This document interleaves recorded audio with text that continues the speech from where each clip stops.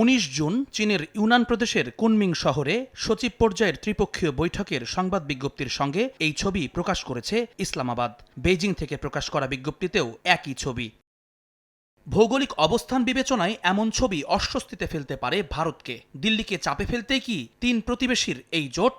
যদিও তা নাকচ করে দিলেন পররাষ্ট্র উপদেষ্টা তৌহিদ হোসেন। বলেন, কাউকে কোণঠাসা করতে কোনো জোট নয়, পারস্পরিক সহযোগিতা বৃদ্ধিতেই এই বৈঠক। এটা হলো যে আসলে কোনো জোট গঠন করছি না আমরা, মূলত উদ্যোগ চীনের, এবং এটা একেবারে অফিসিয়াল পর্যায়ে, এটা কোনো রাজনৈতিক কোনো পর্যায়ে না। আলাপ আলোচনা কিন্তু পুরোপুরি ছিল কানেক্টিভিটি, তারপরে ব্যবসা বাণিজ্য বৃদ্ধি, এগুলি বিষয় নিয়ে। এখানে কোনো ধরনের কোনো ওই আপনার যে জোট গঠন যেটাকে বলছে সেরকম ধরনের কোনো কিছু এটাতে ছিল না।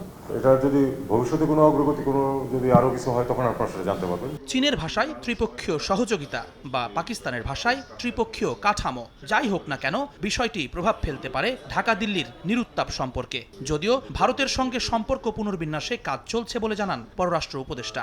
পূর্ববর্তী সরকারের সাথে ভারতের যেরকম ঘনিষ্ঠ সম্পর্ক ছিল, ভারত যেরকম সম্পর্ক প্রতিষ্ঠা করেছিল, আমাদের সাথে বর্তমান সম্পর্ক ঠিক ওই রকম নেই। শীতল আমি বলতে চাই না, আমি বলতেছি যে রিঅ্যাডজাস্টমেন্টের পর্যায়ে আছে। যুক্তরাষ্ট্র সফরে রোহিঙ্গা বিষয়ে নির্ধারিত বৈঠক স্থগিত হলেও ওআইসি সম্মেলনে রোহিঙ্গা প্রত্যাবাসন নিয়ে ইতিবাচক সাড়া মিলেছে বলেও জানিয়েছেন তৌহিদ হোসেন। সবাই সমর্থন ব্যক্ত করেছে, সবাই চায় যে সমস্যার সমাধান হোক।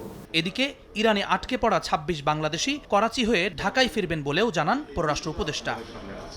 জুম্মান সাদিক, জ্যাভলিন, সময় সংবাদ, ঢাকা।